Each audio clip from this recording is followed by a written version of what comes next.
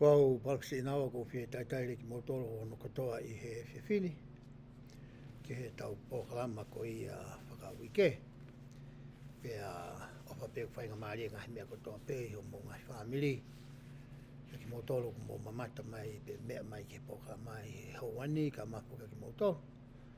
Te motoro mai ngai whainga maari mo iang. Ati koi whamai more ka uika ke lawe tau programa ne po. Os mawe he kes mo sote mo mea ka atoa. Ake tau laptopu kai ke ngāue. Ia ki mea wha teknikare nai hoko ki ai. Hene pe he nai whenga lewa no a bongbonga ka nehu o whahano ki whatotolo I pe koe hae uhinga. Pea mao e uhinga pe koe nuk tau tue mai whainga maria ke tau whero ngoaki I he fia whene. Ki mua ke hoko atu ke tau whamatala koe I he ahani. Ko roto ki te foki ki whamatala ko whika aki pia moe tohi re soni hao moe mui ia te au. Pia moe wheitu ko ia o ku mau ai ai re soni. Pia hange koe o ku mo mea I foki he taimi koe ne hao ai e tau re soni hao moe mui kia te au pia mai ke tuunga. O ku le soni tatau pe ai kakai lalahi. Ko young men mo young women pea mo primary nau laukonga katoa pea u kurupu ko ia I he laukonga tatau. Pea mai lewa pea mo tohi re soni ko ia ku sio ki ai whai ako. Mo tohi re soni ko ia ku sio ki ai tamasi I ako. Pea whatever whihui o mai ki a te au pehe. Ke ka whai ako who'ou I he lau toi whasapa te. Pe ka whai ako fuoloa. Ko whiia ko ai konga o e re soni, o whakahoko ai a re soni ma ai kakai lalahi. Ko whiia konga ko ia o tohi re soni, o whakahoko ki he tautupu. Pea ko whiia rea konga ko whakahoko ki he primary. Pea ko roto ke tau ki lawe ki ai I he. No pe ki ai pato ki hoko atu e tau whiia rea ki I he whia whine. Ko whui telefonia na koe a ako. Te au rewa ki e ku laiperi. Ana ko romia te ku laiperi. Pa te au rewa ki he ki takai ngā tohi whoku asa e laiperi. Pa te usio rewa ki hau koia mui I a te au. Asio atu ai ma ai api mo e lotu whakamotu awa noa ua o no. Aia koe tohi re soni oku I ai. Pa te uromi ko iau asma rewa ngahi mahi nā. Ko whepueria ni he ahoni. Aia ko e whepueri ahiwa ki ahotahani mā. Ko e laukonga na ahoni. E uromi ko e laukonga ko ia. Ko mea no ko sio ko ki ai. E ku telefoni. Sai. O se tala teu. Te alifore ki lalo ku pehe ai. Se nesi vahe ono. Moe mo sese vahe walu. Pe asma ia te toi whakakaukau ko ia. O amanaki ke area I. Te arifo ai ki lalo. Hoko atu pe moe whamatala ko ia. Hoko atu mo se nesi. Hoko atu mo se nesi ko e. Pe osko ia. Pe aslako ngahi konga nia ke. Hako I ko ia o whanau.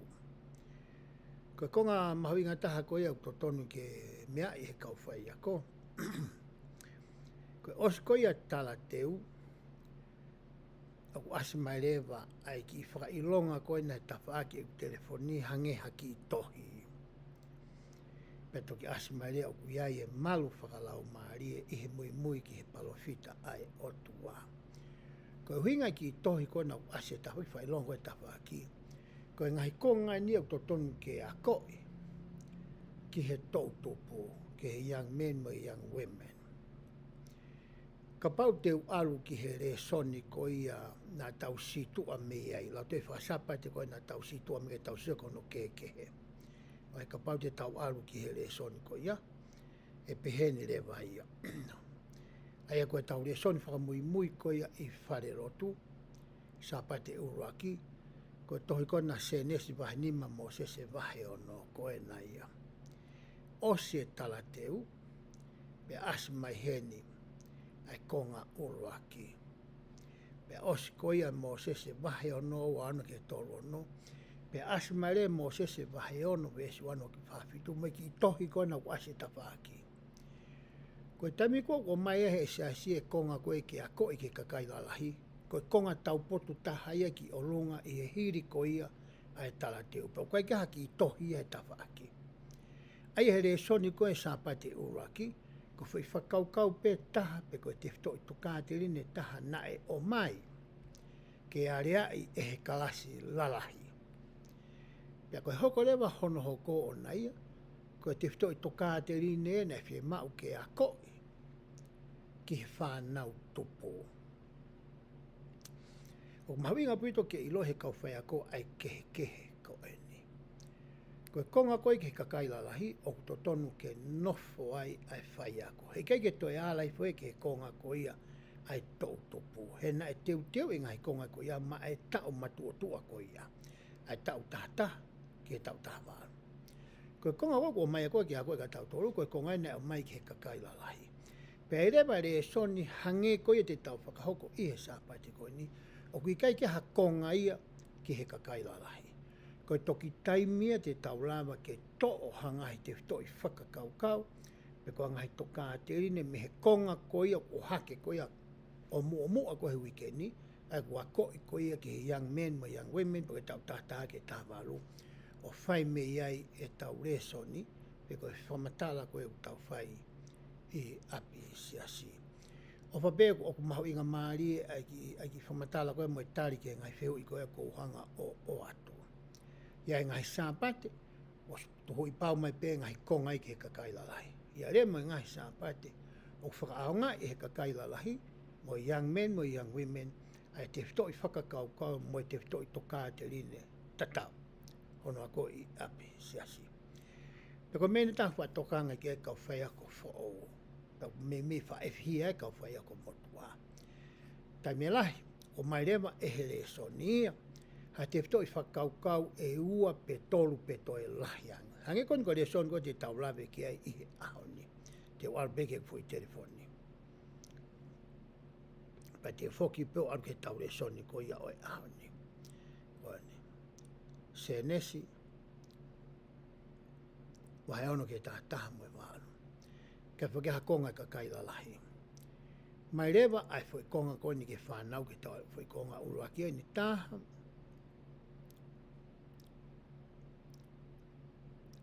Ua, tolu, wha,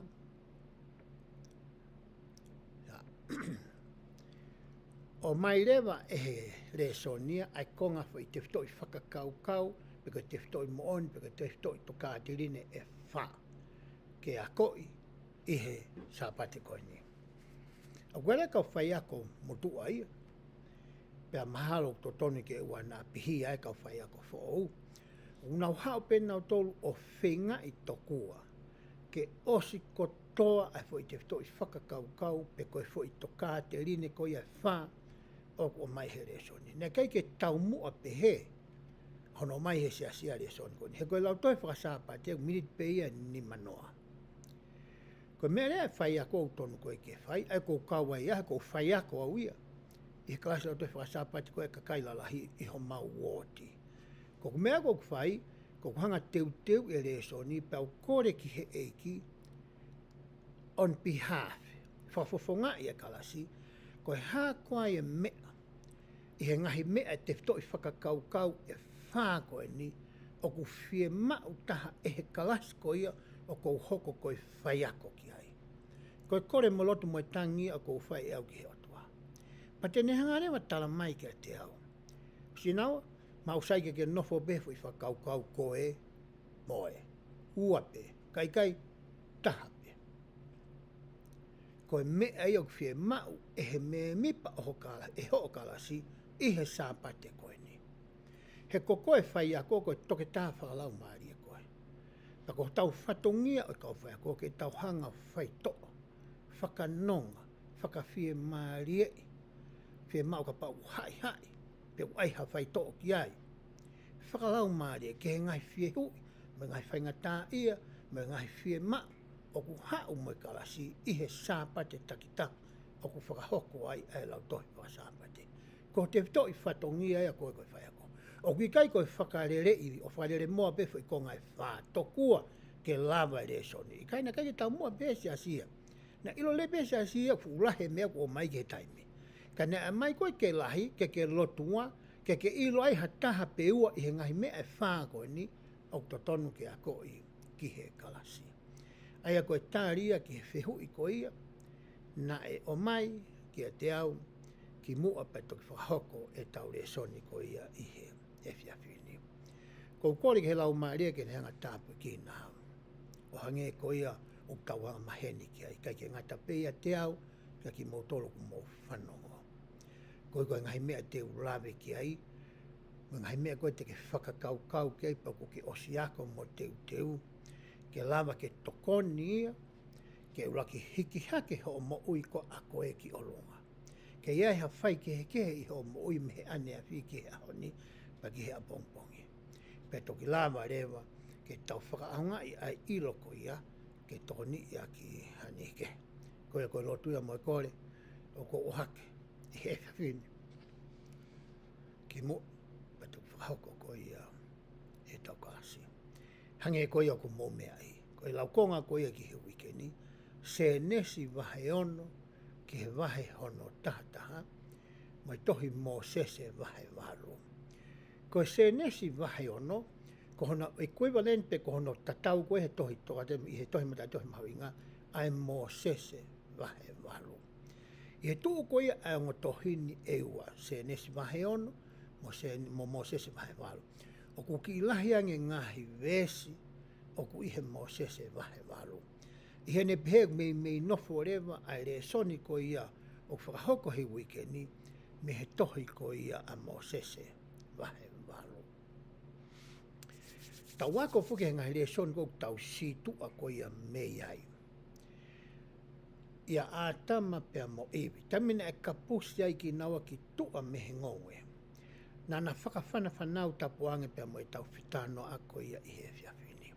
Pia toko lahi a puito e whanau ko ia ātama mo iwi.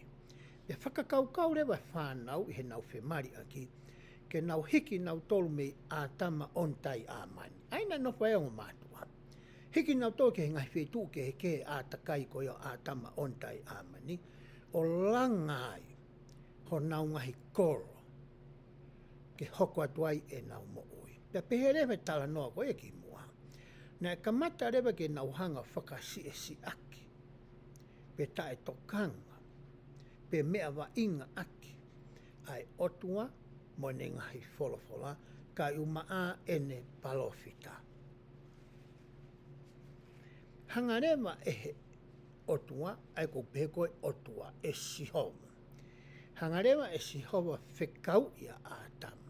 Ki mua wake ni whekau ia ātama ki alo whai ko ia ai malanga mo e rea e whakatomala. Na ne a koi e he angelo mo sihowa ki ātama ai palani ko ia o e whakamooi. Pene whekau i rewa ki alu o malanga ki he ne whanau ko ia i mua. Mana tu i whoke hire ma wahe whanau, toi mao e ātama mo iwi ai onga whuhai ua. Aia ko e peri, pe mo ke ini.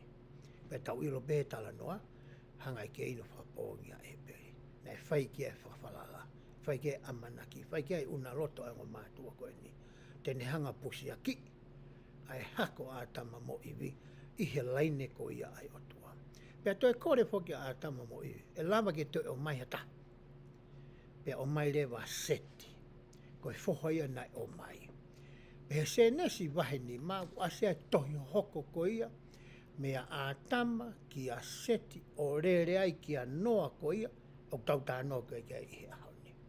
I he wike ku o sia koe lau kongai koe na e lawe ia ki he palofita koe ko inoke. Ai koe tau tangata ia hono fitu, mea ātama ki a inoke. Pea whae rewa e inoke, ai tangata ko me tuisela. Me tuisela ki a remeki, remeki ki a noa, ai koe tau tangata ia hono hongo fulu.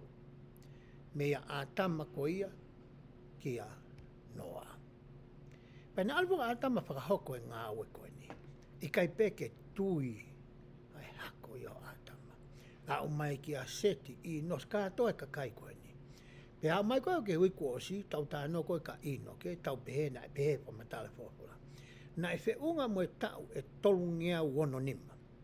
Hono whinga i e ino ke ai ka kai koe na nau whanongo ki e nerea, pia ta foki ki he otua. Whinga i ki nau tolu ki hatu unga na e lamai e he otua ui ki nau tolu ko Saion. Ke ki ngata hono ui e he otua ki nau tolu ko Saione, to e langa i noke ai kolo o whakahingoa ko Saione. Pe tau ilo lewa i he re soni ko wike kuosi. Na e ave lewa e he otua ia ririu. A Saione, ka kaina i ai mo i noke ave nau tolu. Kai tuku rewa e toenga.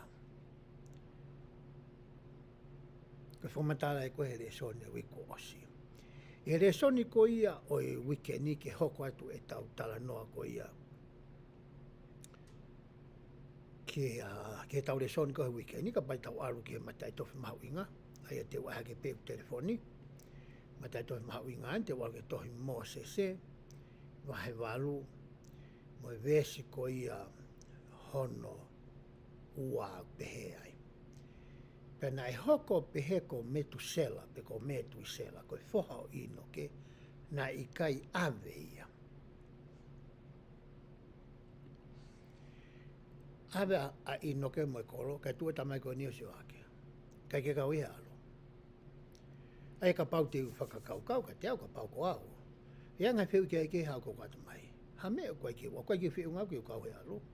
O ka hau inga ke hea a sihowa ke te au, whemawai ke nofo. Taimi whoko ni utau iloi nei whai anga hala au pita ka kai koe ni. Koe ki konga e ni nai maa oni o ni nai ame. Hoka te lau koe vesi hono ua pehea. Koe uhi ke lava o whakahoko a ngai fuakawa ai eki, aia na ne whai kia inoke. He nā ne fuakawa mo oni mo inoke e tupu anoa i he fua o hono manawa. Tako e huingai na e tuku ai a metu i sela. Aia ko metu i sela ko e tamai ia ko e a inoke. Ko hinga e hau anoa i he tangata koe ni. Whanau i lewa i metu i sela. A re meki. Pea mea a re meki ki anoa. Mai ki whai ang hala pe kakai. Ko mea rewa ai otua o ku whai. O ku nehanga o ngai whanki i stepu iki o ku ne ngawe aki. Ke whiunga ke whakamana tui ko tau ata mai. O ku tau fuutō atu ki he moana. Ke toi whakafoki mai e tau whakakaukau mo tau ata mai. Ki he fo i laine koe pe koe hala koe o e fuakama o toton ke tau whanonga ai. Hangena tau sio ke he vee teka koe o hiksia. Ko hiksia, whi tau laki mai ngahi mamahi. Whato mala koe ngahi mamahi koe ia, tu maarie toi hikisia. Koe mea nei hoko ki he kakai koe ni. Ai tau sio pe tau tohe vee teka koe ia, o ku hoko pe ia i he ahon. Asilewa he vesi whaa ko ia.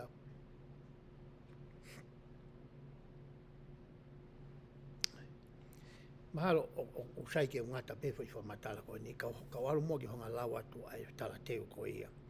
Ke tau reso ni i he ahon ni. Ko tala teu enu pehe. O ku mahu inga ngahi whamatala whakakuonga mua ko e ni. O i kai koe uhi pe o nau whakahamai ai tau hoko ai whaianga la. I he hisi tōria. Rekoti he kau tangata skalaipe. Ai rekoti koni o e wholwhala. Unehanga rewa he ngahi rekoti koni o ako i ki taua. Ki he mea na e hoko ki hota tupu anga o tuku au mai ki a koe pea moa. Me he tou tangata ki he tou tangata. O ku iai e lelei, pea iai moe koe. O ku iai e merie, o ku iai e mahi. O ku iai fia, o ku iai e tangi. Pe tau wako rewa mehe ure koti whakahistoria koe ni. E ngai mea na e hoko, pe tau wakawakai i ho tau ātakai ho tau ngai whamiri tūku i koro, mai tau whihoi whakakainga rotu, pe kuiai nai ha mea pehe o ku hoko i he ahoni o hange ko ia, na e hoko i he kohiri. Hau te lau ko ia ai, tā teo. Kai mahulu hake ai, o ku nawako i mai ai mea ke tau whakahoko ki ai. Tau sio ke ngai mea nai hoko ko ia ki mua, ma tau sio ke hanga he o tua teu teu i a ngahi whaunga moe kakai, moe kaupalofita.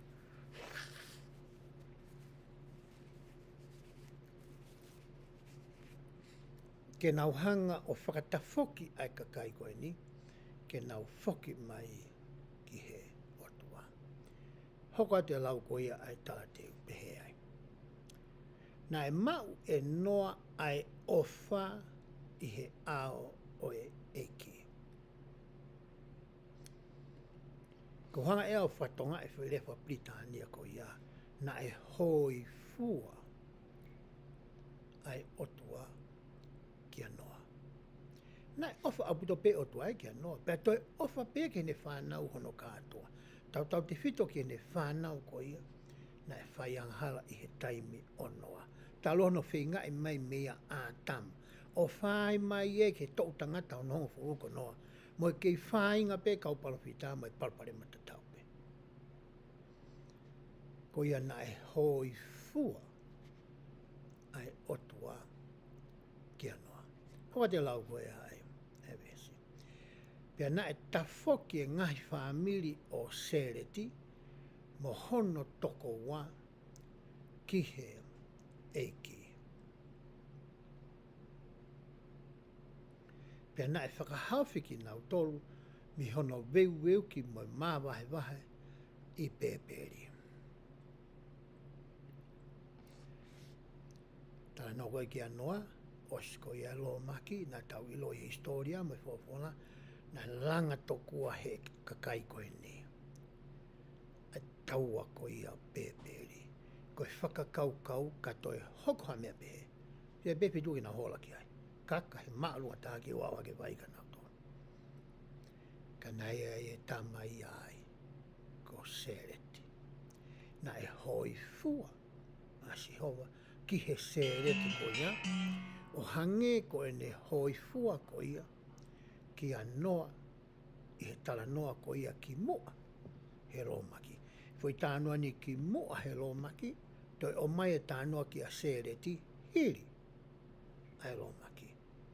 Pe tau eke ere ko hae huinga na e hoi fua e otua ki he o tangata koe ni. Ai te tau whinga ki tau tāri i he ahoni. Hoka te lau ko ia ai talateu me he ai. Ka pau tau whiwhiri, mantiko at koe ne Sereti o asiato. Ringa pe na ke whihu i o pehe. Asiato ki he tohi e tā. Ai koe tohi e tā puke tala noa ia ki a Sereti mono kai ngahen au hau koe me taua pēperi. Pa mana tui fuki na toki mao. Ai re kōti a ko ia ori liu o hoku ilo ai koe tohi koa a e tā. Ko inua ko ati atu ai, ai whakamoni me tohi a e tā i he tala teu koe ia o e ahoni. Hoka te lau koe tā teu. Ka pau tau whiwhiri ke whaunga ke malu i ai ki tau tolu. Mo tau ngai whamiri, lo tonga e whakarieria mo e whakamālohi, o ku lahi e ngahi mea te tau wako me ngahi talanoa i he ngahi wahe ko eni. Ko nuaku mai lau konga koe i he whakawa motua ki he ngahi whamiri, ko talanoa e ngahi whamiri, talu mea ātama o au ku mai ki a Malakai. Ko ngahi whamiri. Pa ko ngahi whamiri ko au kake nau toi fuwhai ke he whewhe nau tomo tau ngahi whamiri. Paro pare mata tau pena nau wheku ki mo ia. Pesi o sofa ki ta tau pena, hoko e nau tolu, whemehe ka ak ta tau pena a nau whai. Ngai poro pare mga tōko ia, nā tau, o tau ia pita toi e ahon. Pea ko mai le mai, i he ngai le koti ko ia oe tohi tapu, ke tau wako ai tau tolu mehe ahon. Kono inga ke te tau toi whakahoko, pe te tau whemou e kina, hono whaia mea tatau. Peka hoko mai ngai mea koe tau iloi hono solova. Tau iloi fwoi akau to tongu ke tau wholo. Tau iloi huhu to tongu ke huhu aki tau tolo. Ko hinga ke wana tau puke, e whainga maha koe na puke ai, e tau whanga kui koe ia i mua.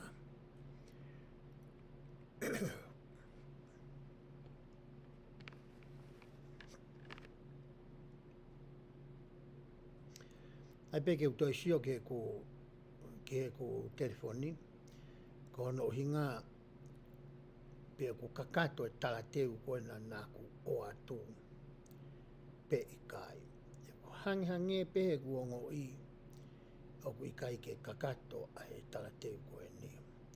Mahalo ko hinga koe taipe koe na whai e hoa ki he tau re soni koe ia i he ahoni.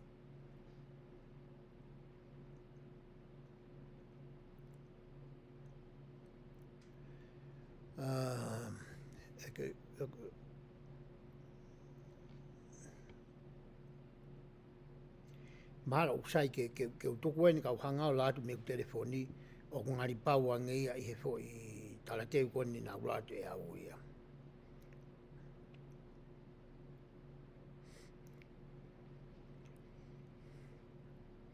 Koe fwoi talateu enu asi koe i he e tau re soni koe ia i he ahoni. Mahalo koe fwoi talateu kehe nia na e mai koe e he. Pehe fwoi talateu he tau mo ui i he ngahi aho ki mui ni. O kuiai ha uhinga make te tau tokangai ki he tala noa o e lo maki. He tamina koe iai si suklaisi ai whaunga o totong ke tau tokangai ki he ne haere anga ua mai, na ne wholafola o pe hange koe he ngai aho noa e pehe foki he haere mai a whohau e tangata. I kai ke ngatai koe ngai lea koe o kune whakamatala i e kuonga o noa, hange koe whakariaria, mo e whonuia i he whaianga, i he whai whakamalohi, e lama ke ne whakamatala i tatau pe hotau kuanga. Koe ngahi anga hala koe pe koe ngahi mau whono pe koe tangata koe nai whakahoko e taimi onoa. Koe mea tatau beu ke whai ahone. Kakena toi ke nau ai. Koe ngahi whakamalohi koe nai whai he taimi onoa, oku ke whai pe moi ai ahone. Kono hei ko mahu ingai ke tau mahi no. Ai tala noa koe utau whai he whiawhine. Hoka te lau koe. O kutoi whakatatau pe whoki e tala noa o e taua o pēperi ki ho tau kuonga. I ono whamatala ai hiki o hikisia pe hoko tai puputu umo e maa wahe.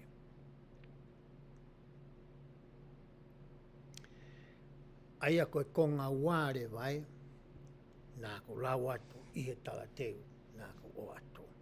Ai koe ki talateu nou ia ki he tau re soni koe e hani. Tau i anoa, tau i he lomaki, pia tau aru ai ki he taua koe ia pēperi. Koe ngahi mea kotoa koe ia, hoko ke ngahi whahamiri koe ni, pe hoko ki he kuonga koe ia, mo e taimi koe ia, oku ke i hoko pe ia ki tau tolu, i he ahoni. Oku mairewa tau tolu ai ki he te whitoi whakakaukau hono uruaki. Hange koe mea naku lawe kei ane nai, i he kuwakai koe ia ki he re soni o i wikeni, nau to'o mai pe a te whitoi toka te rine pe te whitoi mooni e ua ke tau wareae. I he eku whakakaukau, he anga koia eku kore mo eku lotu. Koe mea na e o malohi mai ki a te au, koe ngari koe mea e ni e ua o ki mau ke whakamanatu.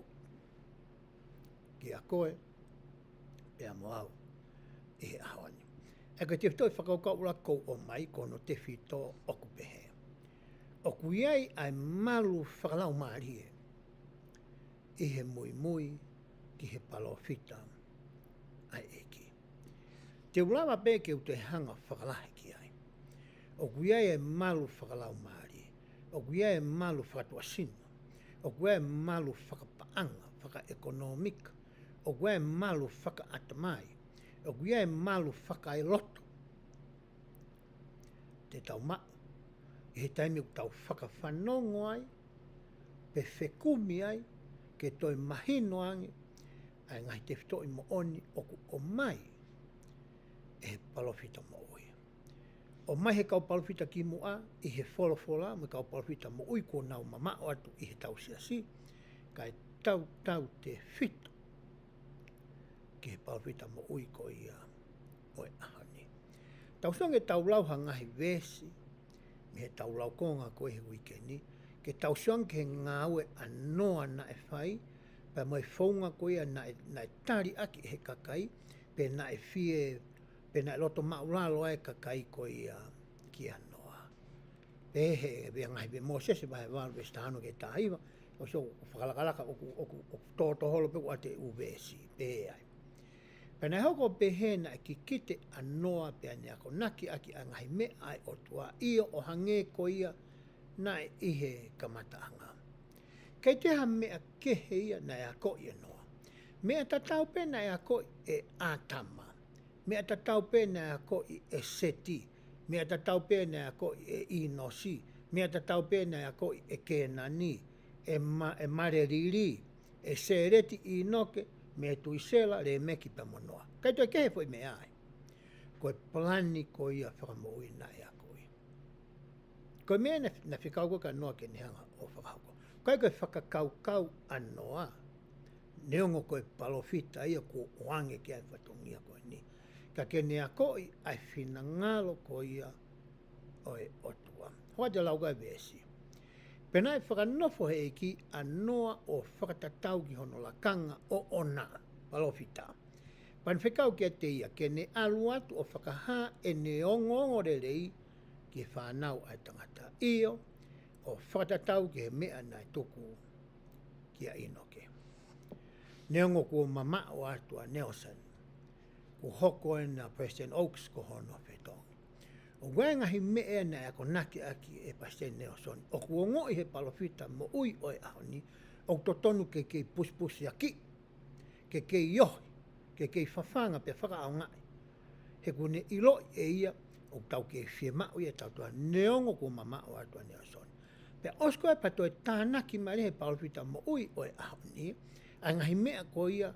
O whie mau he eki ke whakalahi atu. Ke ngai ako naki ko me pahino hino na e whai e President Nelson. Hoko te lau koe vesi. Pea na e hoko o pehe na e tui atu anoa ki whanau ai tangata. Na e ui atu anoa ki whanau ai tangata ke nau whato mala. Aia, ka na e ikai te nau tokanga ki he ene ngahi rea. Alu anoa whaka hoko. Ano whatongia whakapalofita. Ke nau tafoki me ngai urunga koe na nau e whia i konga ko ia. O ta tau to pe me ngai me tau whia e honi. Ka nei kai te nau tokanga ki he nerea. Ke whai ki whai pe whatongia i anoa. Rea pea malanga whatokanga mai hapua. Arat pe he te ringa koe. Aru pe he te ringa. Hange koe rea koe nai whahe e si hova kia inoke. Hono iui ia ke ni whahe ngāi tatau. Hai tange e kia. Ko kamata ke hanga he kakai ko ni o whakawhiwhikai honau roto. Pea turi mo honau te ringa. Pea kui mo honau mata. Ko hinga u nau whai e ngai tō onga ko ia. Na e mamata ke a inoke hono taimi. Pea tuku au mai o au mai kia noa. Hoko atu e lau ko ia. He kai ki uto e la tai vesko e uataha. Te urato e rea na e whai e President Nelson nane pehe. Nane whakamama whai mai e President Nelson ki a tau tolu, ko e malu ko ia e ngahi aho whaka osi, ai ko te whito ia te whito i whakahano oraki. O kui kai mau ia mehe i kai ki e hangahi whainga taa, pe pore tau i he mo oi koe ni, ka he taimi o kui ai ha mālohi whakalau maarie, moa whetu utaki pe whehoko taki, whakalangi i he waha a koe ia o koe pia moau pia moe otua. Ta koe mauri au tānoa koe ke tauri e soni e honi. O koe ke uhingai ki o nā ke puki. Ke o nā ke whanongo ki hakape kape o whai holo whetu ki au. Ke ngāwengo ke ngāwe ai. Pe ko whainga tā ia o ke whepaki mo ia. O ku uhingai mauri a koe ni, ko hanga teu i whakalau maari e koe. Ke ki au ki hatu unga. I ho teu whakalau maari e. Pai ho wā ko ia pia moe otua. E lawa e heongo me e ua ko ia. Ke malu i koe i he ahone. hoka te lau koe ia a Preston Nelson. Neongo ai ngahi taufa o mo ui koe ni, pe ngari puputu uai ai whakakau kau. O ku hoko ai ngahi ako naki ai paupita koe taula whakama, pe koe kā pasa whakalau maari. O tonga koe te kina ko ho waka e hala whanonga o mo ui whakamateria koe ni. O ku hoko ai ngahi ako naki ai paupita, koe taura ike ne hanga whakama uho wae. Ke tuma o tae we ia, neongo e ngahi taufa kehe o ku tō me ngahi matangi mālo, me ngahi peau me ngahi ngahau wela ai whiri, o ke lava pe ke tuma. Pea toi hoko rewa ngahi whainhuna kau palawhita, o ku hoko ia koe lia hona, whakalau maari e ke te koe. O weke usai he ka pasa kau ngā ke lia hona. He nai ngau e whuke tamina e ngau lia hona, ne keke ngau e noa ia ai whi ka pasa e koe ni. Nai magatu o ngai i he nau tauhi koe ngai whikau ai atua. Nai toki lava lewa ke ngau e hui o e ka pasa whaka kuanga mua koe ni. Koe ngana ke whai koe e neo sonia. Ka pauna e tui tala, pe beni ihi he lau koe e ngai vesi, e ngai lau konga ki mua, na anau tui ki he ngai malanga koe na e whahe kau tangata koe ni. Hai lau koe fōwhara kei, nai awea nau tōria ki kolo ino ke. Koe ni ihi ko ia nai kei ke nau tui tala, ki he ngai whaino hino ko ia ai palofita. Ko ki nau tōlu ia, na nau whaingata ia i he tala noa ko ia, o tau whai i he ahoni.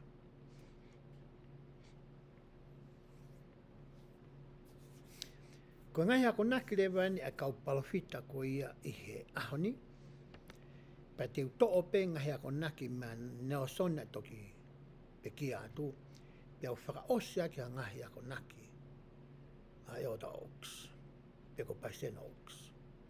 Ke tasio ange, he kai ki utoe nofu ahe ngahi ako naki nei whainoa.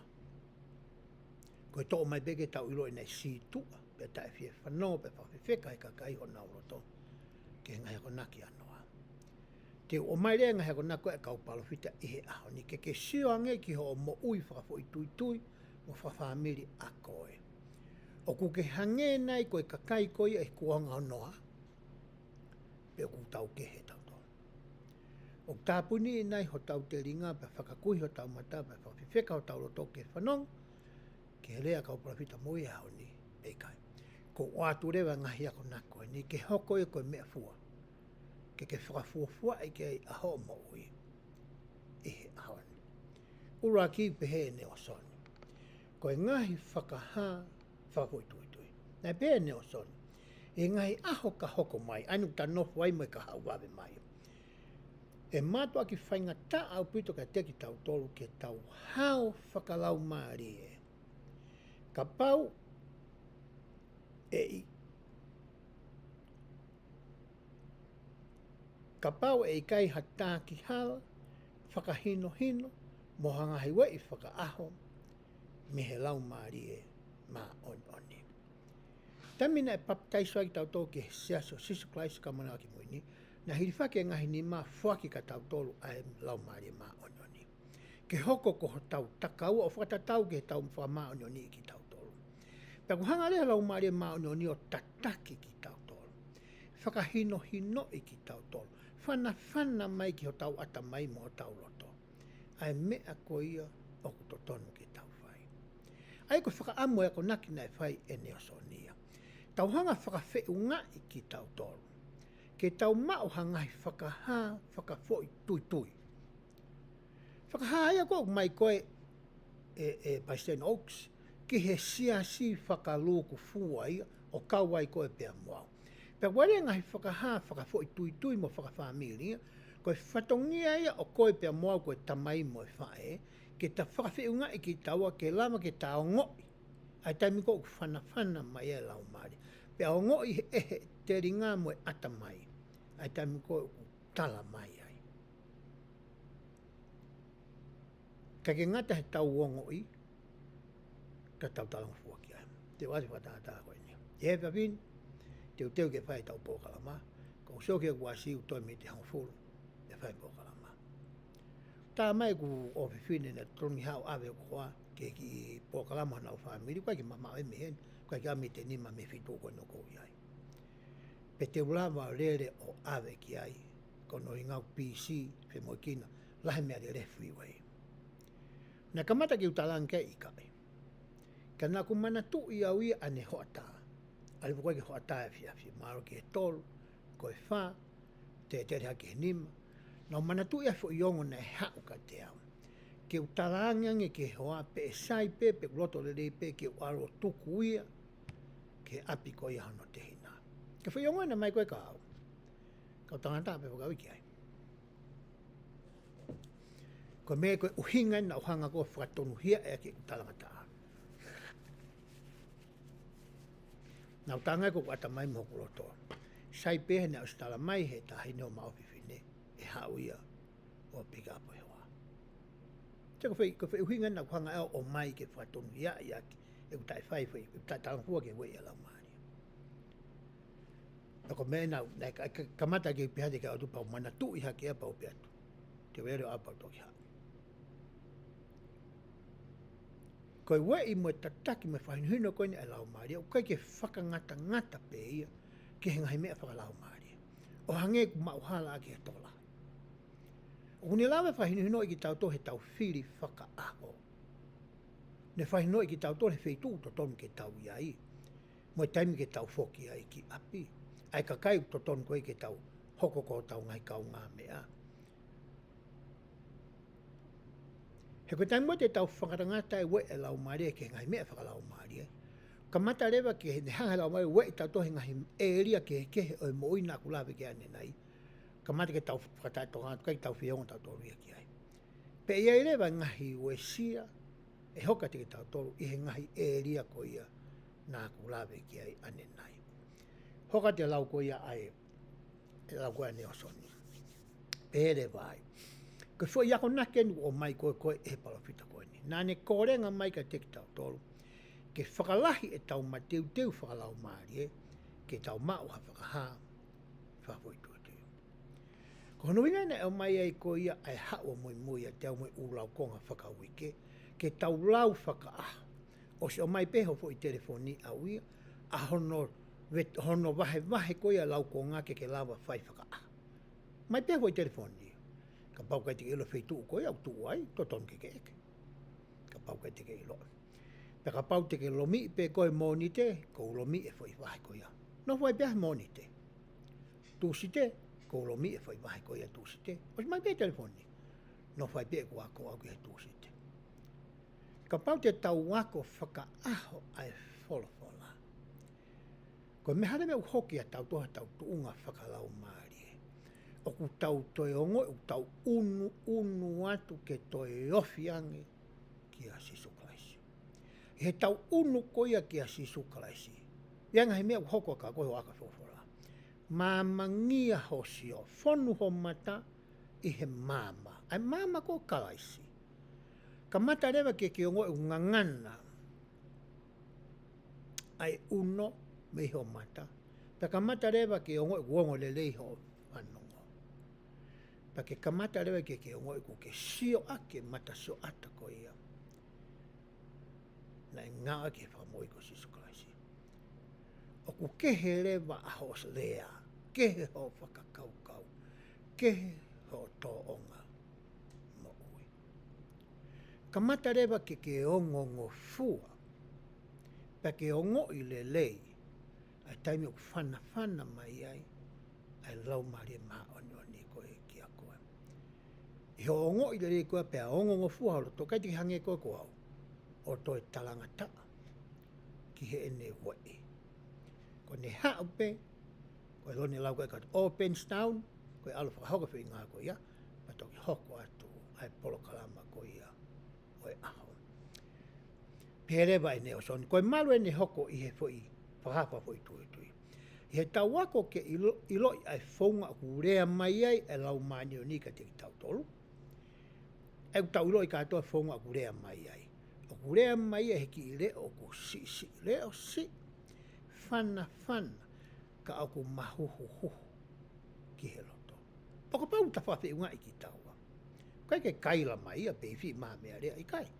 Ko e ki whana o ko ne whai. Patate hanga rea i lo e wheitu o kurea mai ai.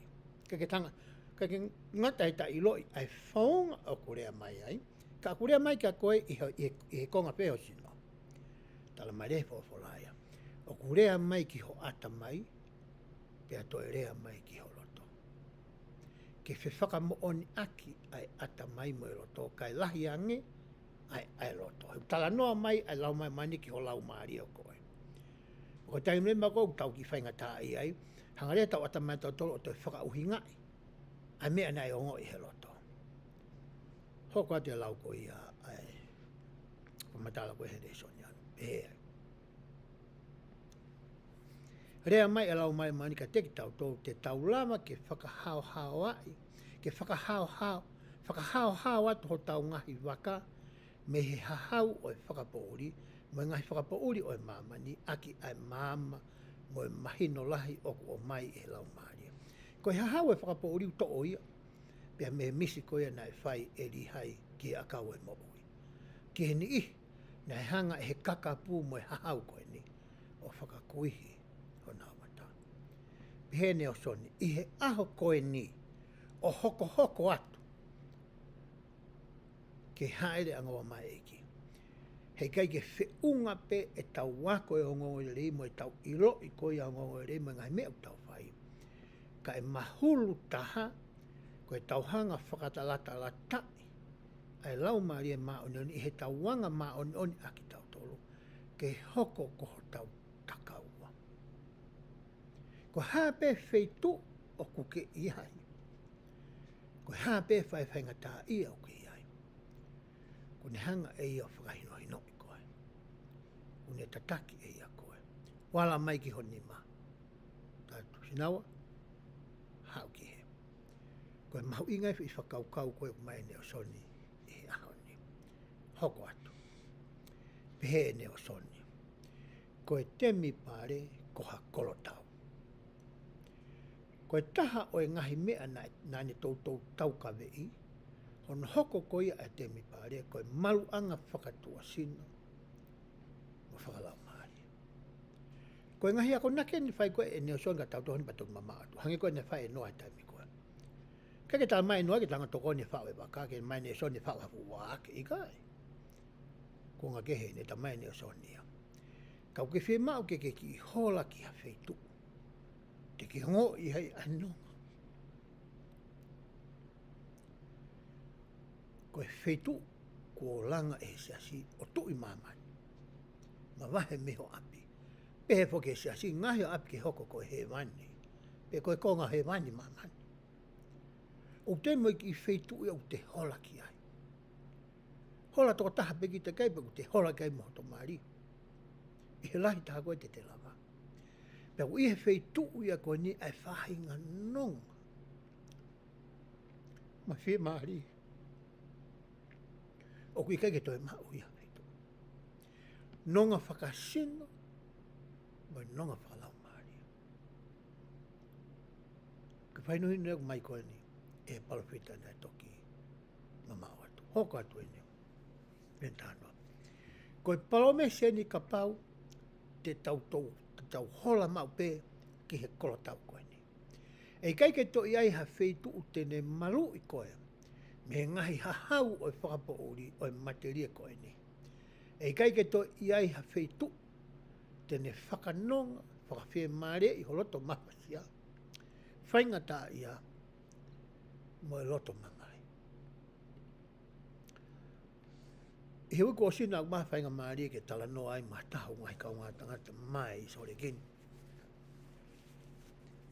Nē si more atu ono whoha. Nē mohe pē whoha koe ni. Pēne si mahalo lo ai. Na kuongo ia uia mawhasia. Mo e whainga tā ia. Mo e kawenga ia. Mo e loto mamahi o ku ma e he tamai koe ni. Neongo te ke hoko ia kāu. Ka na kuongo ia whai ngaongo ko ia, neongo pēnei mōre o tamai mo kwhae. ka na wongo ilahe taimina malolo he tu fefine lai. Pe taimina maki fe whanawhanahi ai mo e tangata koe ni. Na oange e whakakau koe ni. Neongo peho ngahi kau ngā mea. Neongo peho hoa, neongo pe family, neongo pe kau taki whakalotu. Pe koe haa whahinga mauanga tokoni teke mau mea whetu. Koe toko taha pe tene o atu ai whawhia maaria mo e whakanonga ko ia o kuke whie mau. Mo ia o kuke kumi ki ai. Ko Sisu Christ pe ia taha. Pea koe wheitu o koe teke mau ai. Ko alu ki hono whare tau. Ke kolo tau. He kuia i he loto kolo tau. Tāpune matapā e kolo tau. Kai teke tue whanongo koe ki hangai mea. Longa mei tua. Pea hua i hake holo tō ai. He koe taim koe tene o atu ai i whakawhia maari e koe ia. O ke ongo i koku mahu. Matafi atu. Ai loa koe ia. Pea mea te koe. O kuia ia nonga mo e whia maari. O kuia merino. O kuia ilo whakapapau i he loto. Mo e lau maari e. Koe palani e ni. A eiko Sisu Christ. Hanga tau uhinga pehe talanoa ko ia. Ngai ako nake. O whai e palofita koe ni. He tau hoko e tai whanau. Kai ngai mea hoko e urunganga e tau whanau. Une whahanga ki i wesia. E tau whakakaukau.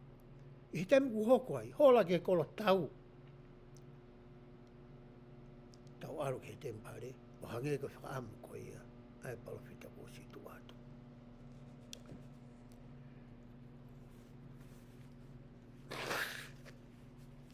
Hoko atu ene lau. Ko ne whakawhei mai ki tau tolu ke tau whakakaukau whakacelestiare. Ne o soni enu.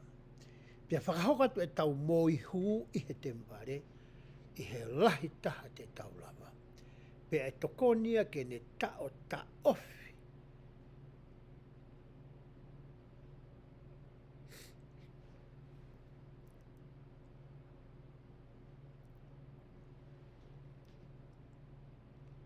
Ai huluange ko ia ngahi ahi.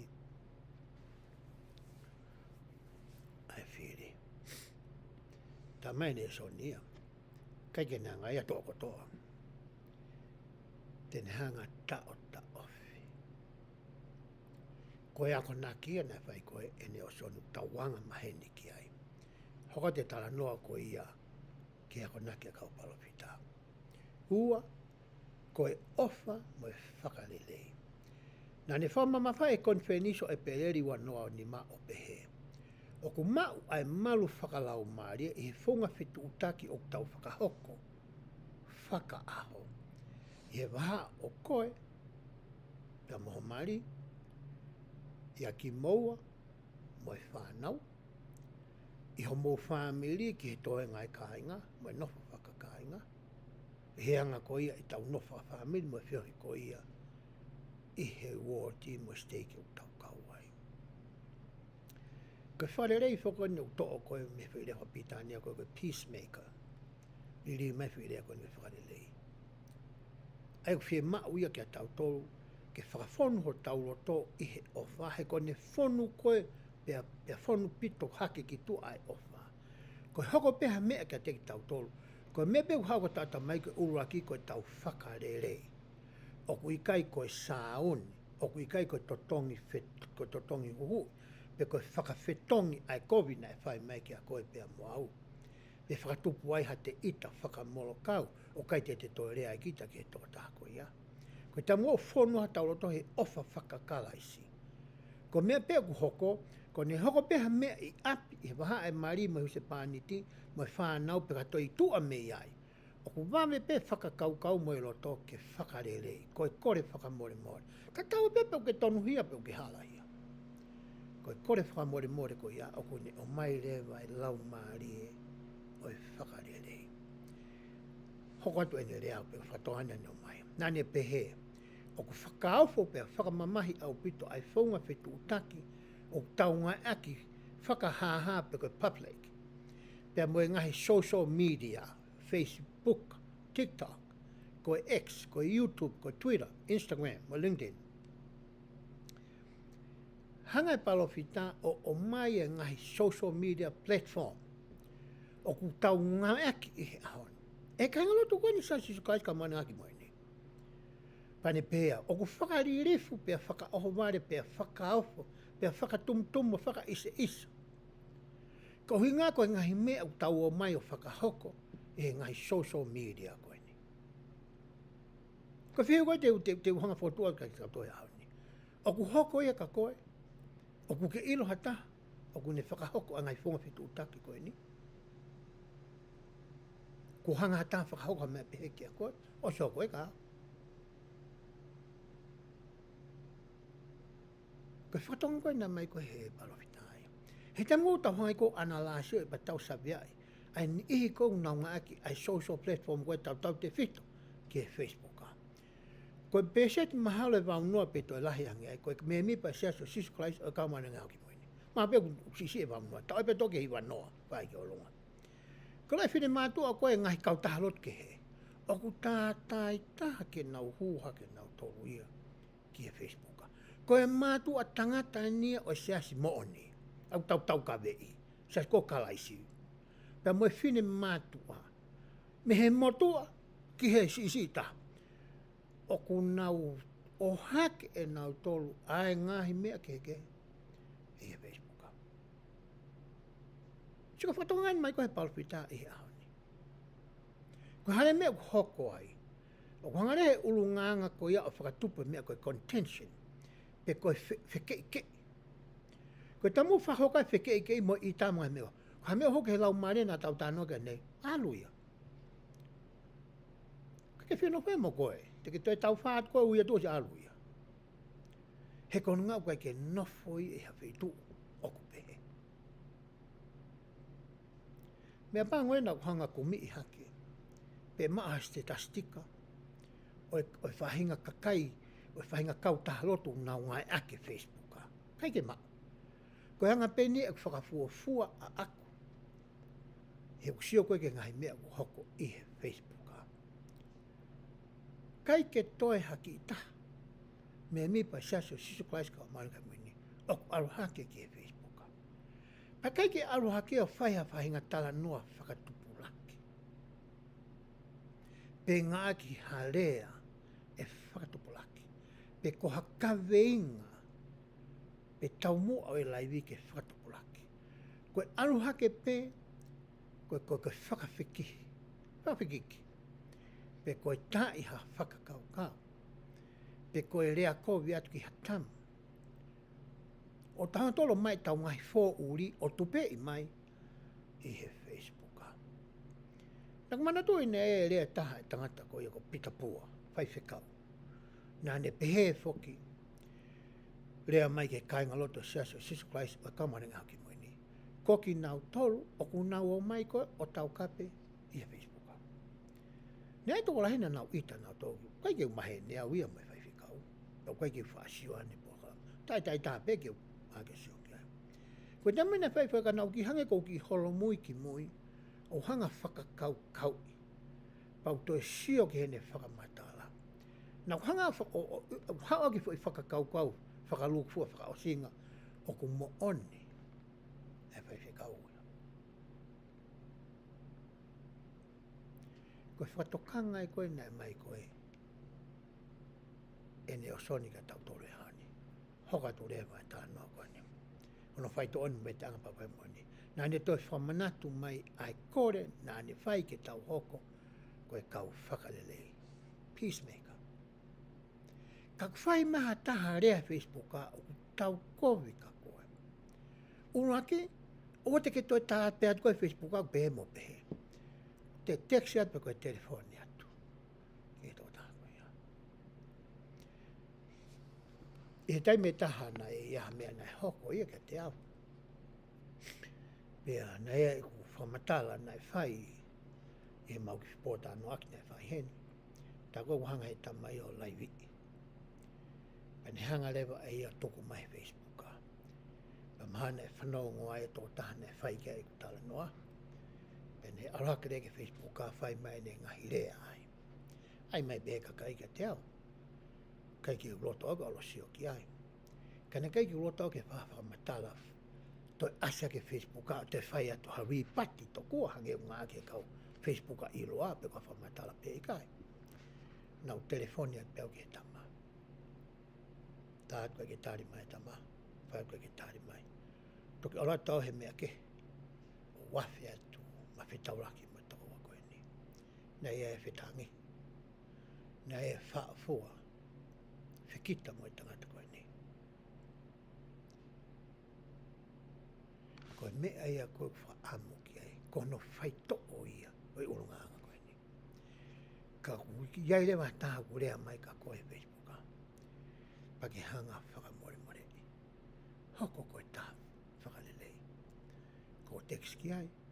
Ko inbox at ki ai. Ko whanonga mea ko inbox. Ko inbox at ki ai. Pe ko taha atu ki ai. Pe ko ho alu ki ai. Ke wharere ia. Hoko te akonako ia palapita. Nani behe. Tuku ke whonu holo tō i he manawa ofa. Ke ka kai ko toa pē. Ngāhui ke whaka ofa ofa mau pē. Mau ai pē e he anga maa. Aho ngahi whakakaukau. Hangana tau tānoa ki ai. Tai mau whonu ha tau roto he ofa kalaisi. O koe lewa e manawa ofa. Koe fua oi ofa. Koe manawa ofa. Koe ngake tau hoko. Koe kāinga lotu oku whanelei. Te uto o marewa uia ai ako naki na e whai Preston Oaks. Ko rea koe ni na e whai ai Provo, na e whai ki BYU Provo. Tau hono uia palofita ki hoko e palofita ko ni toki fua rea eni ki he public, ki he kakai, ai na e whai koe ni he aho tū site ko ia weekendi. Ai na e whahoko e ki a piako ko ia seasi i BYU Pro. Tau suanga po hame utokanga ki ai ai palofita ia koe oe ahoni. Pē palofita aio. Koe tau mua ni lea ke hao. Koe fo i lea koe hao. Ke hao o ofiangi ki a kalaisi. Nā ne pehea ai o kuiai ngahi mea lalahi e wha. O kune whakawhi atu ngia i whakalau maarie ki tau tolu. Me he tau unu atu ko ia ke tau wāofi, pia mo eiki ko siso kalasi. Whaame palofita ko ni rea ke tamai ki ako.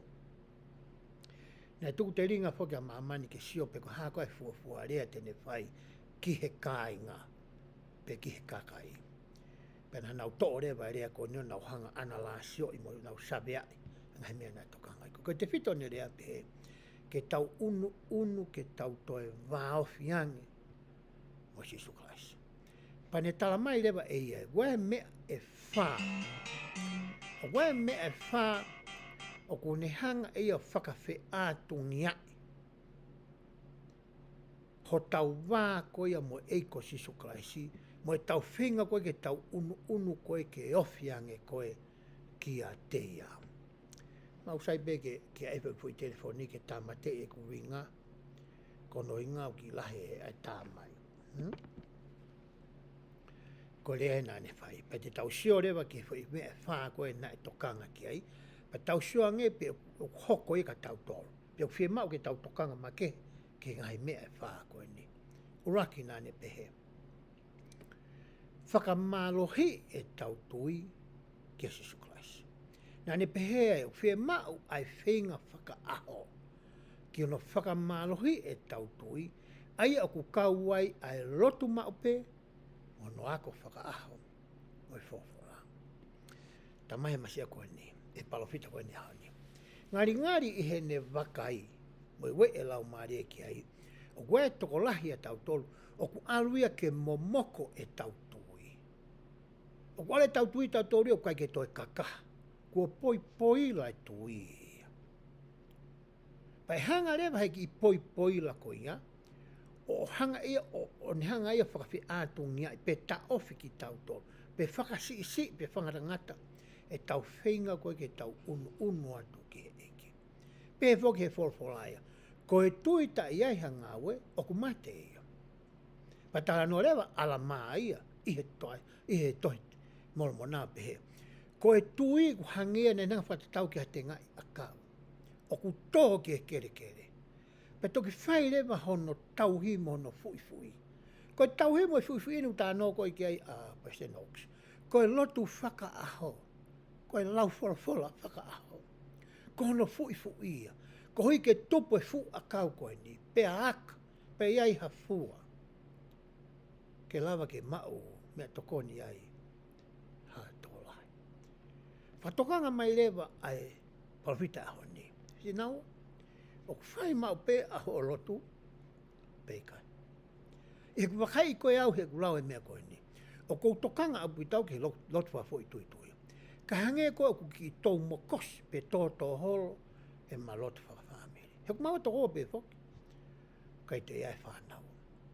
No whake he pe whanau, me whamua puna, pa nau tūre nau tō maua, me ha mau api, ma hiki mai mau ke kis whitu ke he nofu ai. Hange nā kuongo i nau ksio ke ku mo ui he rea mai palawhita. O ku whia ma uia ke whakalelei, e ma lotu whakawhamiri. Sai lotu whafo i tui tuia.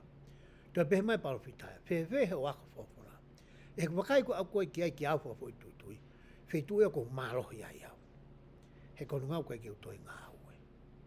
Ko sio rewa ki hoku wapa mārea, hange ku whia mau ke whakalahi la, e ne ako. Pa mapalani rewa pehe. Te māka whawhola pong, hoa tā, pe moe whia. Ko ngā ke whakamāna koa ki ai.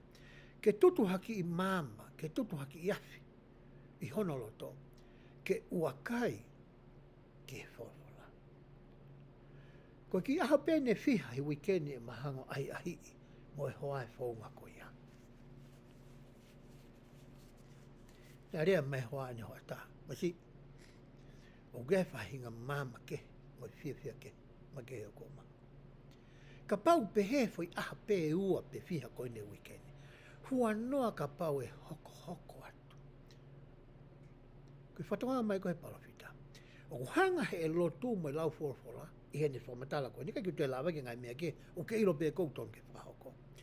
O ne hanga e rewa ia whakamālohi, e tau tuhi mo e tau whalala mo e tau ofa, ki he eiko sisu kalaisi. Pene whakamālohi kau ka mata rea ke tau loto ke tau unu ki ai. Ka ke tau toi unu mama, tau whenga ke tau unu ki ai. Uana ne pehe ai koe, whakatupulaki aho o loto mā ulalo. Nā ne pehe koe loto maulalo koe master kia. Ke ngahi ulunganga ko toa pe whakaotua o ku ke mau. Ai ku hanga he loto maulalo ngauhi pe koe. Ke ako i ngofua koe pe moau, pe tau tala ngofua ki he whinangalo o e otua. Hange ki he wakai ai palawhita o e ahoni. Ko ki tau tolu kone me mi pa seaso sisu klais o e kaumaina kuini,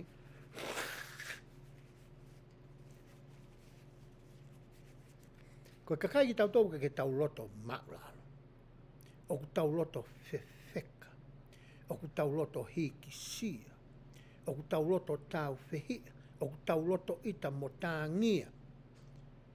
Ngā teo ni whakatoanga ia. Ko mea tānge e ki ke tala mai koe ke kakapea moau. Ka pau o kou mau e ngahi loto kehe koe. O whie mauia ke wako iau, ke uloto ma ulalo. Ke uloto ma fesi. Ke uloto whakatomala. Pako taimua te mau e loto ma ulalo, o ku wako i ngofu au.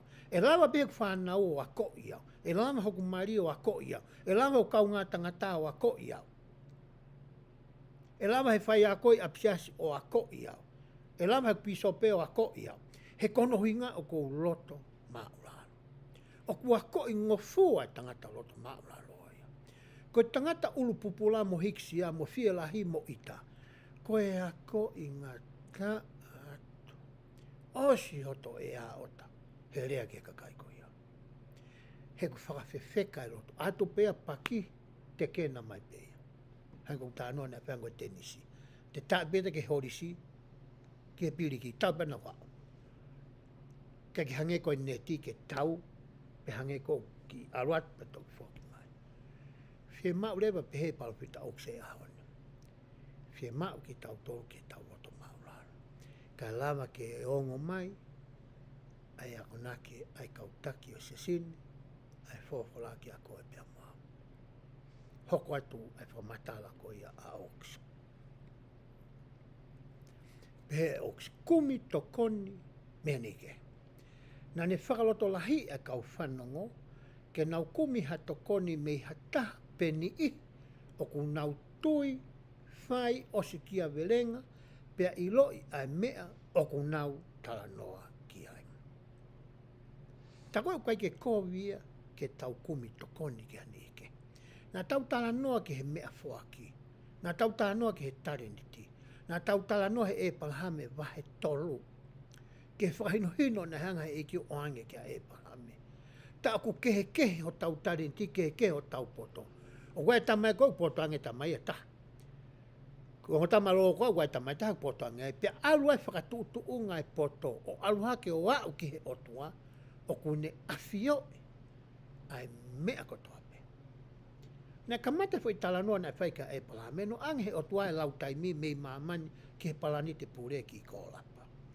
Ko ki foi analatia, ki foi tanoa whakatata. O skone tanoa ke lau taimi pa ne hu mai leo ne whamatala ko ea ke ngai mea fuaki mo tau ngai tareniti. Ta mai lewa e oksia. E he tau whiohi ko ia mo tau ngai kau ngā tangata, mo tau nofaka woti whasteki. O kuea ni ihe u tau iloi lelei. Koe kau tangata ko ni me kau whiwhini ko ni unau ngawe malo. Oskia velenga hi o ngonga lelei ko ni. I kai ke ngatai, ka unau matu o tua e nau ilo i he o ngonga lelei.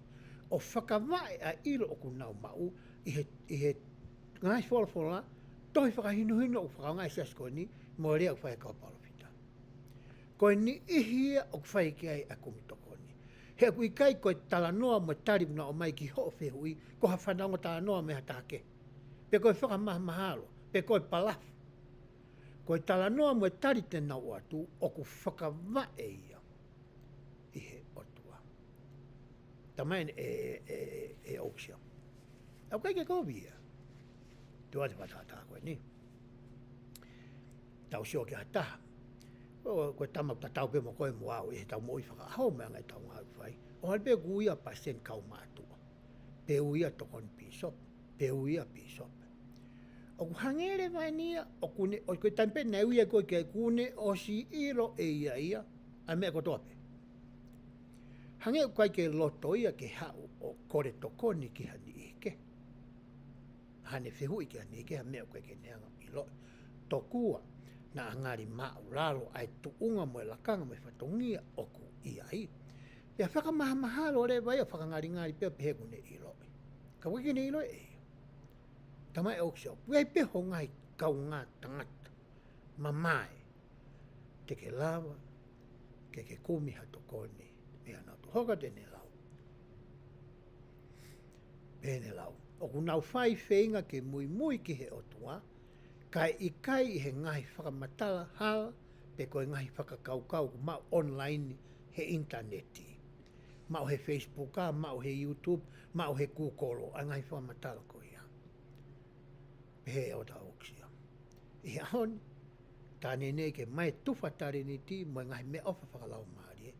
Neongo e ne kehe, ka te taulawa ke whetokoni aki, ke langhake, neongo rei ko asi sukulaisi. Hoko den whamatanau pehe. Koe whaakātaki e whakamau. Rewa pitania, be patient. Koe whai rewa pitania, pehe ne lau. Koe tō taha ko toa pē, ko hangaue o ku kei lere pē. Pea ne nai mai ke tau whaakātaki ia te ki tau tolu. Pe koe ni ihi kehe koinga, pea tau whalala ke taimi te e pire ai o tua i hono whakarelei, pe ko hono ririui, o e ngahi veiveua mo e ngahi whepakpaki ko ia, o tau whetauraki whakaaha mo ia. Te wharana pene unofa koe mo koa. Ko tamu matanoa ke mea koe ngore, pe te upe atu, o tonga mala lau hola pau pe atu. Aroange o lau i mange tohi mo se vai va lu besmea ko ni to ko wa pe telefoni sio ko ki ai to pe mai ka ko ki asto ta pu telefoni ke te ko ko ke te ko ka to tom ke ne i loi o kui kai ki asto ta pu ne telefoni ka ku ai ai ki epico e kui ko lai peli ko fei to ia ku ai to ta pu ko lo mi ai epico ia pe ko lai peli ke la mai ke sio ki to ta pu pe pe un hanga i loi te fai hono fai no i loi mo to ni ane nai ke ne i loi ai fei tu fai ke alu Uhinga ko sa matala ko ni ai to ta ko ni ke tau fa ka ta ki mo fa mau he tau ke ai tangata mo fifine ko to ape ko ni he va venga na honga to i lo ye mea ia ni he va venga na shot pin to ke mang mai no ka na to ko na lau to ta pe na to ma ui ia ni he to fa wa ni ho fu ta wa ni he to ngo fu pe to ma ta mai le va e oxio ka pau ke nga we mo hani I pe mana tu o ku nau ke I he process ko ia ke sai mo ui ka fe ma o leva ke fa ka ataki ko ia ko ke o te ke ita vave o na vave la hai o suka pa ke lava ke hanga ka ataki ia ni ko ni ko u ke nau to o hi e ngai mea ko ia whaka ata mai pe whaka lau maari pe whaka paanga ka fwe ngai mea ke ko ia mo ui ai ko ngai ia ko nake nu o mai ko e oaks I he aho ni ki a koe e a moa. Pere wai toka ni mga whakao wai wa tāwes wha ki he ono pēa. Ko ia koe rea ki he siasi whawhorena eiki. Ke tokanga ki he ni ngahi rea ki he palofita. Ngahi rea ko toa pē. Ma ngahi whekau tene whai kia te koe o ka ne ka mauia. Pea a ewa I he mā oni kakato I hoku ao.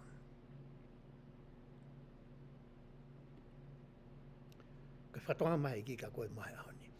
Ka rea mai rewa e palofita. Whanongo ki ai. Talango fua ki ai. A ewa whakatatau ke ne ngai whakahino. Hoko te lau ko ia awesi. He ke moutari e ne rea. O hange ko rea ia me hoko ngutu o oku I he kātaki mo I tui ko Ka pau te tau mahi no koe lea o lea maki papita koe wholofola ia ai otua. Tau totonewa ke tau talanga fua ki ai. E te mini kulea mai papita mea koe tiki sa ia koe ai. Pekan kori aki, koe tiki whai e koe. Te hau whamatala au. Motua koe nafu motua. Tau me mi tau hiwanga folo ia. Hai ne mea kuilo ke au ni. Kai kau te hau hanga koe whatono hiai. Ai uhinga to ton o ki tangata ai ke fa matala ko fai hoko te lau ko ia ai pesi ko uhi I o mo fai ngai me an ai ko rea mai pa fita ke e kai kuna ia ki mo tol e ngai mata pa o heri io pe fa mo vete atu e ki ko o tua ai ngai malo ia fa po uri ki mo e te ki mo tol pe pure ke ngalululu ai ngai langi ko hi ko mo le rei pe mo langi o hono Tau tala noa ni whakaukau uraki, ki he uhinga ko ia mono mahu inga, ke tau mui pe talanga fua ki he reo o I palofita. O tau malu whakatua sino, whakaatamai, whakaeloto, whakapaanga, pe mo whakalau maari I he tau mui ke ne ngahi. Pe tō maria tala noa ko ia I he kuonga noa. Ki he mea koe na e hoko ki he kakai koe. Wanga whai ki e tau e te aua noa, ke nau whakatomālai. Ka whai taimena anga noko. Kai ke whanonga ka kai a koe ni ki he reo I palofita pe talanga fua ki ai. Pau o mai rea whakatātā me hongo palofita I ua I he hawan. Mea neo soni mo oaks. Ke hoko ia koe fua tau ke ta mo I he hawan. O kuta whai nai ngahi mea koe ni uta talanga fua ki ngahi mea o kōrenga mai e hongo palofita koe ia o e hawan. E kai. Ka paureo kai ke ta whai pe te talanga fua ke pe te ta whaangai pe ai. Koe whema o ia ke ta hanga o ai. Ke ta ilo pe wahano le rei pe kai. E hanga rewa ta ai wha moni ka koe pe moa o ku mo one mea urea ki ai. Au kau palofita moa. Koe whakaukau hono wai whakauwha osi te tau tānoa ki e whia whinu pehe. O ku tokoni a ngahi toukeni mo ngai whakailonga, pe whakataipe, ke manatu e ngai fuakawa mo e eki. O mai rewa he whakaukau ko ni ai mea e ua. Ko e tauke ni pe ko e whakailonga. Pea mo e whakataipe. Ke tau mahino i ko e haa ko e mea kui, ko e tauken pe ko e whakailonga mo e whakataipe. Pa tau te hanga i loi, o ku hau i he ngahi mea ko ni ai mea kui ko e fuakawa. He kaipe he ke whakahoko ai ngahi mea konu ke sio koe ki ai. Ta iai ha fuakawa e muiaki mai ai. Pena uhinga pe whakawae ai, ai whakailonga ko ia o ko ke mea koe ki ai. I he langi, pe ko mamani, pe ko hae mea whakailonga te ke sio ki ai. Pe se nesi wahiwa, wesi waluke tāwhitu. Pea teu whokotu e ku fuakawa, moki mautou. Tānoa ni asihowa ki anoa. Pe e kai toi motuhi ai kakano ko toa pe e he ngahi vai o halo maki. Pe e kai toi iai halo maki ke whakaauha a mamani. Pe nai pe e he otua, ko eni ai whakailonga, ko e whakataipe eni. O e fuakawa, ko whai moki mautolu, mo ngahi mea mo ui ko toa pe o kia teki mautolu. Ke he ngahi tou tangata o au ke ngata anga. O kou ai e ku umata i he ao, pe e whakailonga aki ia ai fuakawa ia te au mo mamani. Ko e fo i whakailonga ia o mai ai umata ke whakataipe aki. Ai fuakawa mo e whakapapau na e whai e he otua mo noa, o ao mai ki he ngata anga mamani koe ni, he ikai te uto e whakaauha ai mamani, aki Hawaii pe kohalo maki. Tai mou tau sio ai ki he umata, i ha aho ua ua. O totonu ke hanga e fo i whakailonga ko ia, e he umata, o whakamanatui ki a koe pia moau, ai fuakawa na e whai e he otua pia monoa. He koe whakauhe koe ka hoko ki mua pe haere mai e ko sisukaisi, o whai aki e api. Kai te whai aki Hawaii. Osia, na ne fuakawa ke into e ngā aki e whai. Mea ke hete ne whakaunga, e ku ne tā mai ka koe pia moau, koe api. Hoko te lai vesi wa taha. Pe i he ao oi umata, pe te umamata ki ai koe uhi ke manatu ki he fuakawa tae ngata, aia nā ku whai ki ho tamai ko ino ke. O ka tauhi e he tangata e ngai whekau ko toa pe, e toi whakafoki mai a saione ki mamani. A saione koe ni koe nai awe koe ino ke mo nau tolu. Aia koe kolo ino ke, aia nā ku to'o hake ki a te au. Pea ko ena ku fuakawa tae ngata, o ka tari e ho hako ai mooni, pe hange ki a pe hanga hake ki a te au, e wakai hifo a saione pe e tete a ngahi langi ko toa i he fia, pe a ngalulu a mamani i he neke neka. Pe nai fuafola atua ki a noa, ko whakailonga eni o i fuakawa, aia kua fukotu i a te au moko e, ma ai ka kano ko toa pe e ihe mamani.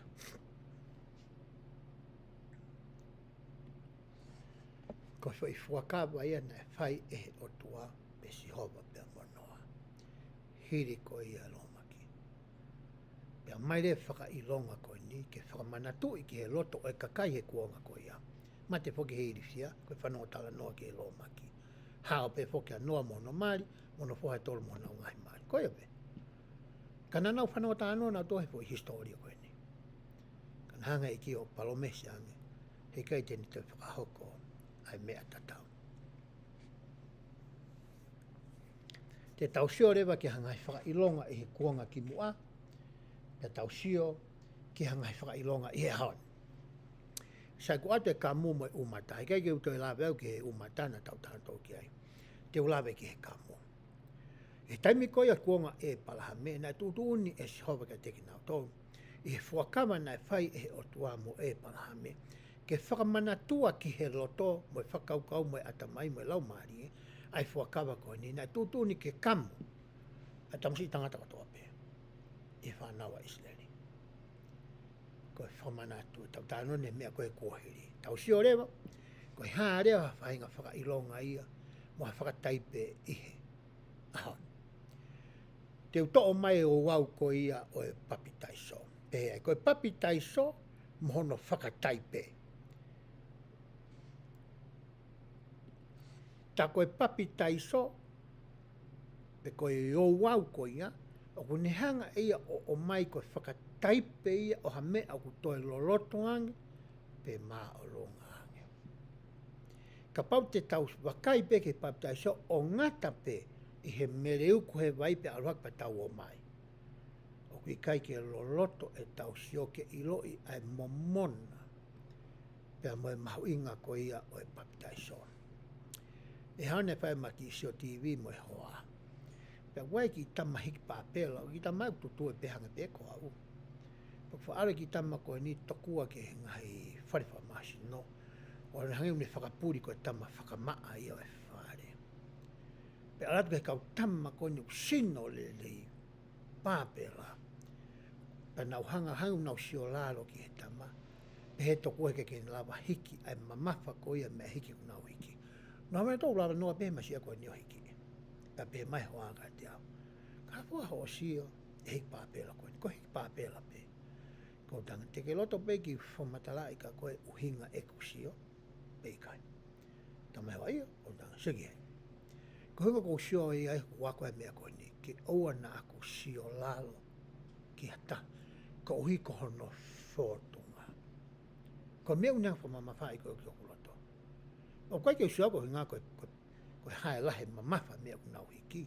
Ka, ko maari e ia tam ko uksio lalo ai, pe hangarewa heki i tama koe o whakawhihala ki, e nau whakakau me amana ki mo sio, o ne lawa e hiki mea ka ke lawa e nau to. Ta mai hoa, maari e tama hoa sio. Ko ta, o pehe pe mo ui, kai ke whangarangata pehe mea whakalau maari, ma ngai tala noa whalafola. Tala tō whakaau ngai, e tau whehoi ko ia. E po tāna u tāna mō kaunga tangata, maro pēke o kōsi. Pea, ie e tāna o maari ne whae ta māra te au. Pea tamina ne whae mai whi whamatanga, ne alu whakakau ki rea ne whae o ta auks, ki he mea ku lelei ange, mo lelei ta.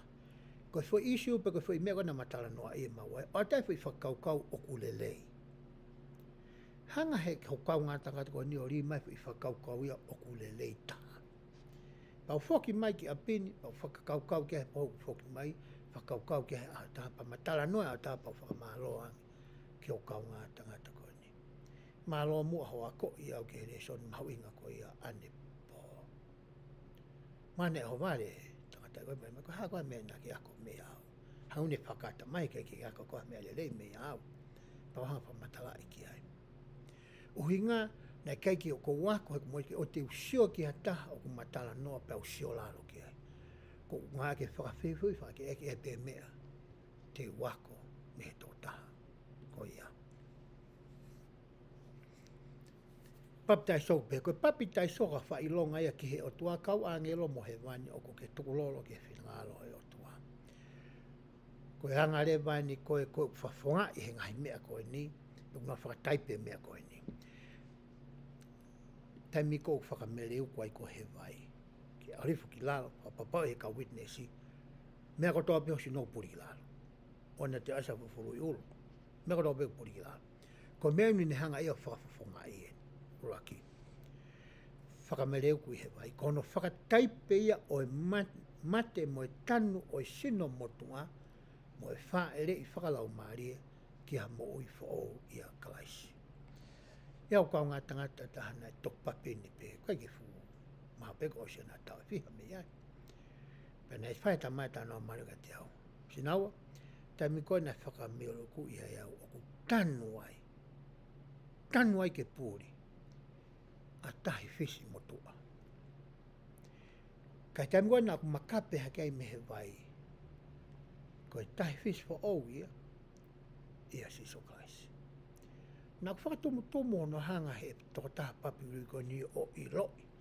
Ai whakataipe ko ia o i mereuku i he vai. Hau koa te tala noa ko ia e tau whamata. koe walahina koe ku ke tui he tō tahu papi. Ko whakailonga whakamāmani lahi ia ki he maa, te mohono fufuru e tau ngai whaianghala, i he toto o e lami, i he whēlaurau hohoi. Nā ne whakahoko. Ko no ia koe ke tui ia he tō taha koe o whai papi, mai tamau papi, hatalau sese uri pe ko halanu pulu, pe ko halanu enga, pe ko hatoe lanu. O ku ngawe ake lanu hine hina ke whakataipi, ke whakamanatu i ke he tamako ne whakahoko e o wau, mo e tamako whai kai a e o wau, ko o hinga e o wau ko e ni. Ono whakataipe, ko ke whanongo ki he ako naki a kau whai whekau, ke mooni o rei, pa ke tui pa ke whakatomala. Ku lawa rei ke hau ke whakamaa koa. Pa ke iloi e makatuunga ho, ai maa ho whaianghala, he mea pēta. Ko hinga ko e taa o e lami, i e whēlaurau hui, nā ne whai. Ko hiri whaki nima ko ia he ongo tangata, ki a koe ke mau ai lau maaria mā oni. Behe ai.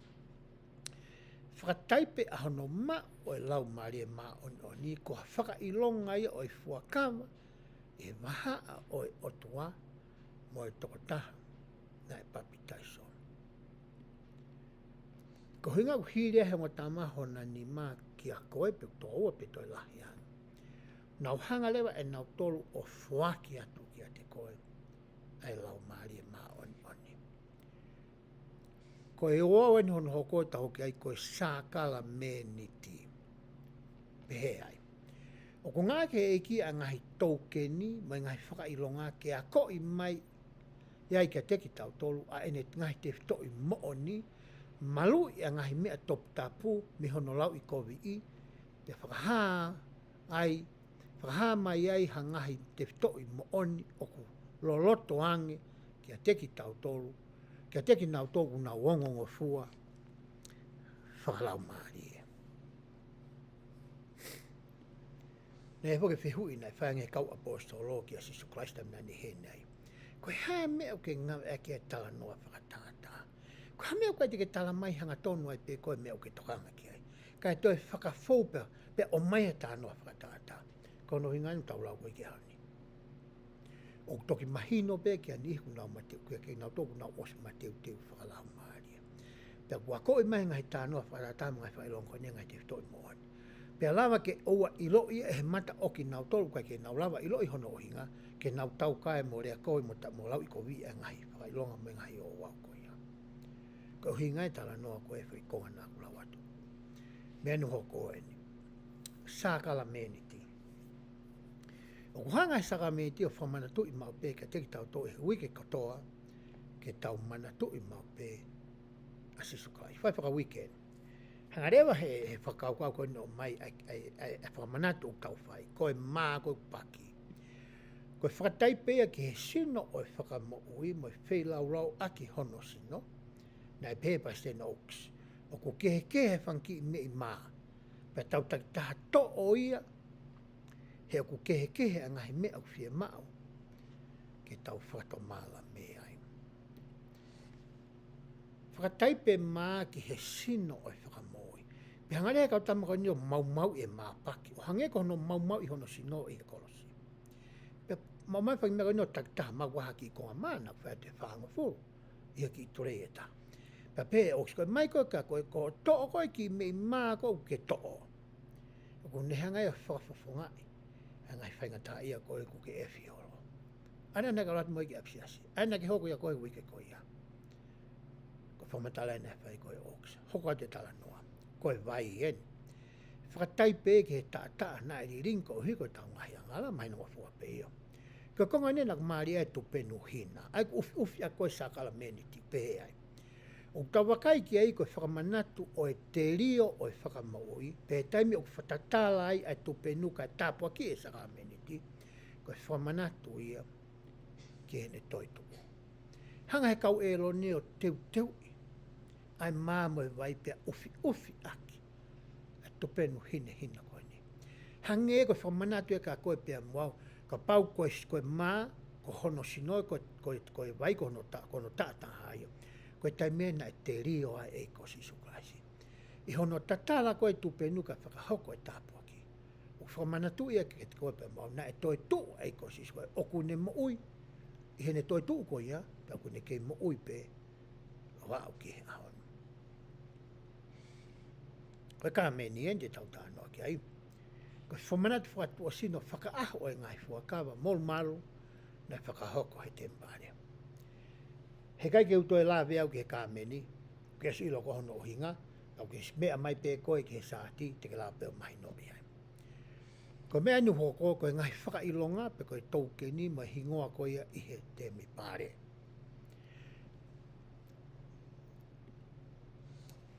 He kai ke uto e la veau ia ki he ngai mea koe au, mai no pe katoa no hinga. Koe mea be te ula veau ki ai orita, pe he whamata koe orita, ko hawhe taulaki anga ia i he tempare, ai a ku sila i ai a ngai family, pe whakahoko mai ngai fuakawa, pe whafonga i ai a whihoko taki a langi mo mamani. Ko te algoe ke he tempare, ta koe orita, koe whetu e whakawheko taki ai a langi mo mamani. Pake ilo pe koe toenga.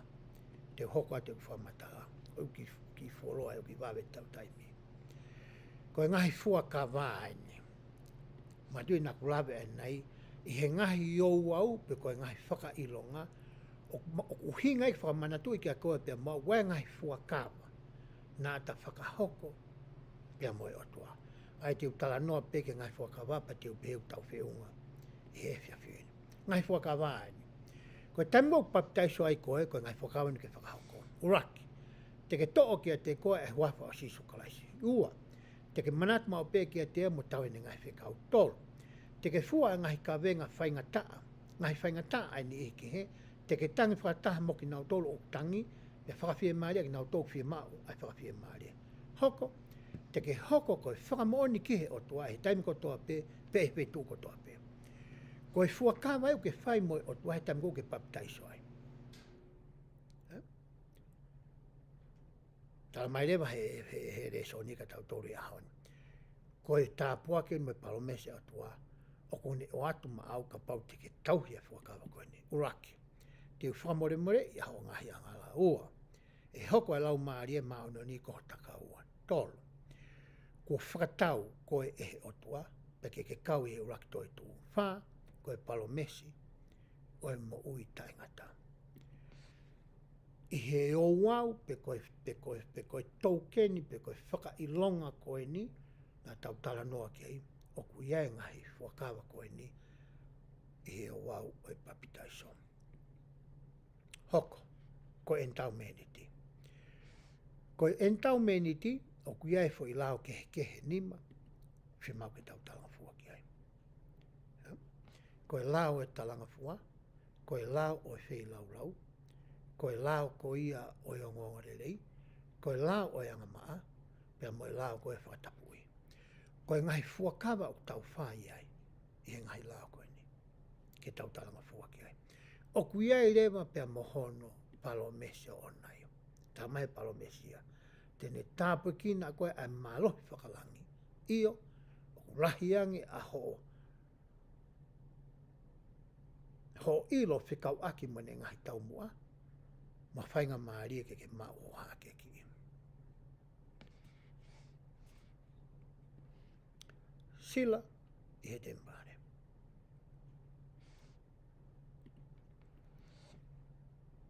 Me kai ke tue lawe au ki ai. Tau hilo ko toa tau toluia. A ngai fuakawa ku tau whai ai, mohono ngai tāpua ki. Kainga pēsi unua ki nā lalafu. Tu mo ki honga ki wha maa popo no e tau whetau nua koe e pōni. O mai ka tau tohe lau konga koe aho ni pau tō mai fui i te whitoi moon, te whitoi toa tēne ua, ke tau area i he whiawhene. Uraki, koe tau mui, ke tau whawhanonga pia mui pe talanfua ke reo palawhita, kune mai whahinga malu mai nonga ma whia maani e ngai area ke koe tau mui. Pa tau sio ke mea nei hoko he taimi o noa, pa tau sio ke whatokanga ko mai e neo son mo oksi i he ahoni. Ko whia rewa tuunga o kuta i ai. Tanga wakai e ta mo ui i he whiwhene. ke ta sio ko ha me to ton ke whakalahi, ko ha me to ton ke whakasisi, ko ha me to ton ke whakalelei, e ngai area ko ina toka mai ki ai a parapita moi. Pe tau tala no rewa ki he mahuinga ko ia o mea kui ko taukeni pe koe whakailonga. Pe mo hono whakataipe ko ia ki a koe pea moa. Pe tau iloi o ko ha uia mo e ngahi fuakawa. Pe tau tala noa ki he kamu pe mo e umata i he kuanga iki mua.